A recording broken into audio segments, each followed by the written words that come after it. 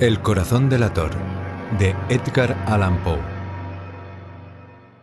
Creedme, yo soy muy nervioso, espantosamente nervioso. Siempre lo he sido. Mas, ¿por qué os empeñáis en que estoy loco? La enfermedad ha dado mayor agudeza a mis sentidos. No los ha destruido ni embotado. Entre todos se distingue, sin embargo, el oído como superior en firmeza. Yo he oído todas las cosas del cielo y de la tierra, y no pocas del infierno. ¿Cómo pues he de estar loco? Atención, y contemplad con cuánta calma y cordura puedo contaros toda mi historia. No es posible explicar cómo me pasó por la mente la idea la primera vez. Pero ya que me pasó, no cesó de perseguirme noche y día. Verdaderamente no había en ella objeto ni pasión de mi parte. Yo quería al pobre viejo. Él no me había hecho mal ninguno. Jamás me había insultado. Yo no conocía su oro. Ah, sí, esto es. Uno de sus ojos parecía de buitre. Era un ojo azul apagado y con una catarata. Cada vez que aquel ojo se fijaba en mí, la sangre se me helaba.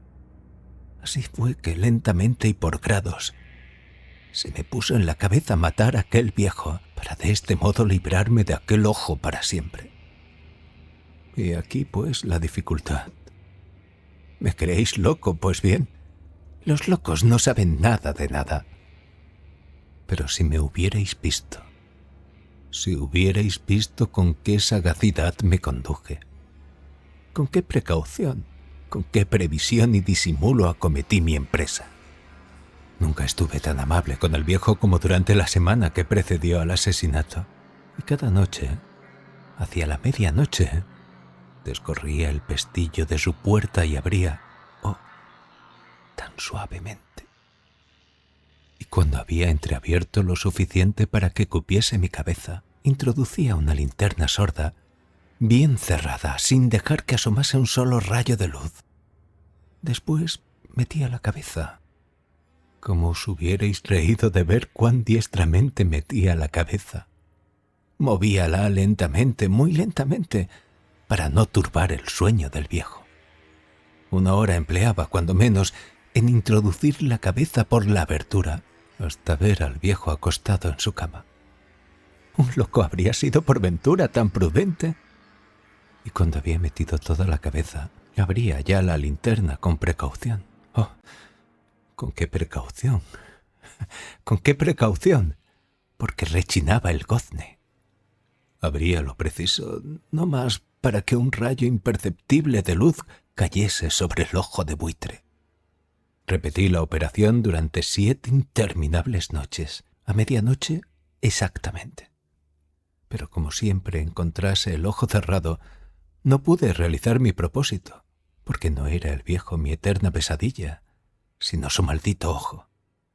Cada mañana, apenas amanecía, entraba yo resueltamente en su cuarto y le hablaba con desparpajo, llamándole cordialmente por su nombre e informándome de cómo había pasado la noche. Muy listo había de ser el viejo para sospechar que cada noche, a medianoche, le espiaba yo durante su sueño. La 8ª noche, redoblé las precauciones para abrir la puerta. El minutero de un reloj se mueve con más velocidad que en aquel momento se movía mi mano. Hasta aquella noche no había yo meditado todo el alcance de mis facultades y de mi sagacidad. Apenas podía contener la sensación que me causaba el triunfo.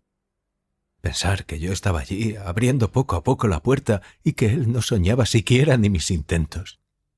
Esta idea me arrancó una ligera sonrisa que él oyó sin duda, porque se resolvió súbitamente en la cama como si despertase.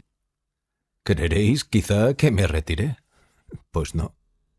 La habitación estaba tan negra como la pez, según que eran espesas las tinieblas, porque las ventanas estaban cuidadosamente cerradas por miedo a los ladrones.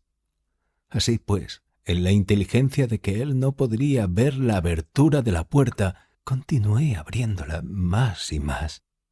Yo había metido la cabeza y principiaba a abrir la linterna cuando mi pulgar resbaló sobre el cierre de hoja de lata y el viejo se incorporó en la cama gritando: «¿Quién anda ahí?». Quedéme absolutamente inmóvil y sin decir una palabra. Durante 1 hora entera no moví ni un músculo, y en todo este tiempo no oí que se volviera a acostar. Permanecía incorporado y alerta, lo mismo que yo había hecho noches enteras escuchando las arañas en la pared. Mas he aquí que oí un débil gemido y conocí que era producido por un terror mortal. No era un gemido de dolor o de disgusto. Oh, no. Era el ruido sordo y ahogado de un alma sobrecogida de espanto. Yo conocía bien este ruido. Bastantes noches, a medianoche en punto, mientras que el mundo entero dormía, se había escapado de mi propio seno, aumentando con su terrible eco los terrores que me asaltaban. Digo, pues, que conocía aquel ruido. Yo sabía lo que el viejo estaba sintiendo y tenía piedad de él, aunque mi corazón estaba alegre.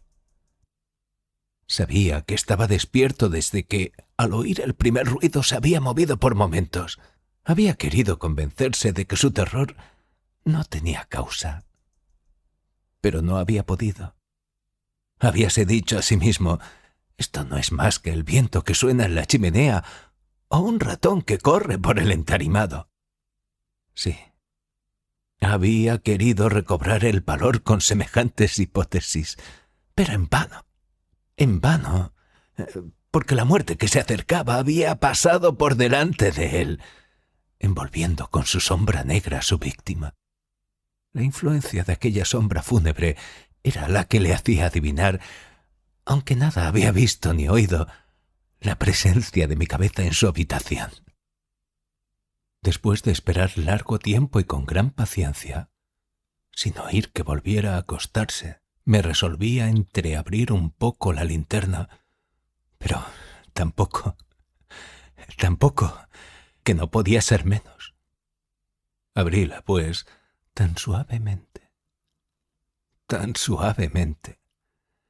que fuera imposible imaginarlo, hasta que al fin un rayo de luz pálido como un hilo de araña penetró por la abertura y fue a dar en el ojo de buitre.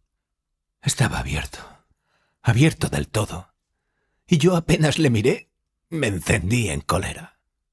Le vi clara y distintamente todo entero, de un azul empañado y cubierto de una tela horrible que me heló hasta la médula de los huesos, pero no pude ver ni la cara ni el cuerpo del viejo porque había dirigido el rayo, como por instinto, precisamente al sitio maldito.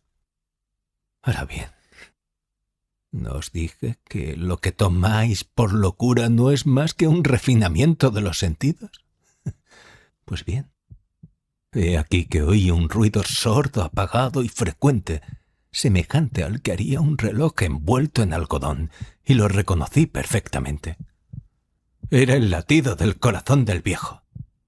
Con él creció mi furor, como el coraje del soldado se exaspera con el redoble de los tambores.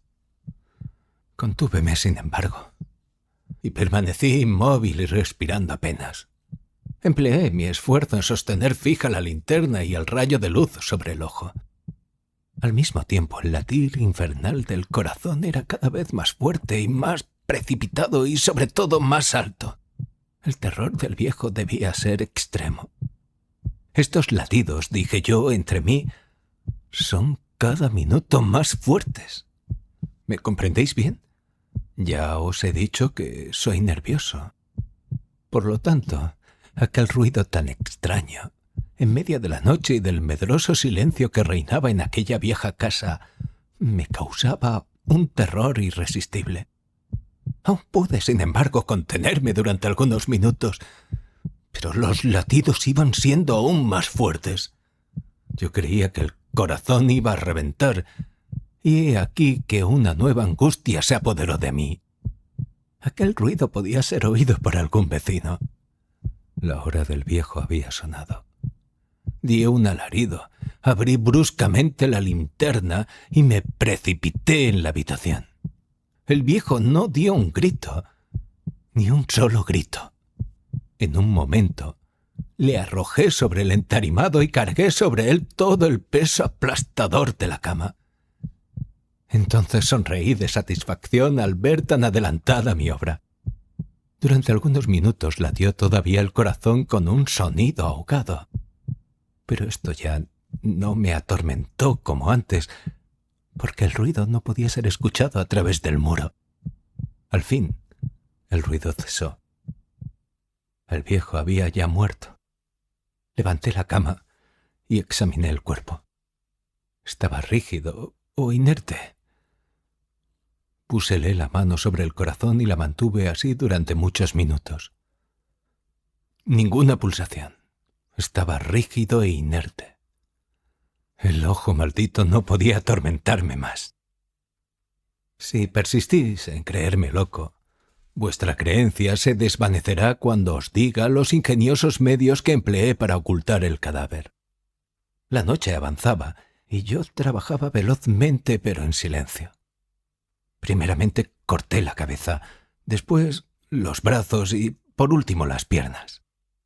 Luego arranqué 3 tablas del entarimado y coloqué debajo aquellos restos, volviendo a colocar las tablas tan hábil y diestramente que ningún ojo humano, ni aun el suyo, hubiera podido descubrir algún indicio sospechoso. No había nada que dudar, ni una mancha ni un rastro de sangre. Yo había tenido gran precaución y había puesto una cubeta para que recibiera toda la sangre. Cuando hube concluido estos trabajos eran las 4, pero estaba tan oscuro como a medianoche. Daba el reloj la hora cuando llamaron a la puerta de la calle. Bajé a abrir con el corazón sereno porque ¿qué tenía yo que temer? Entraron 3 hombres que se me dieron a conocer como agentes de policía.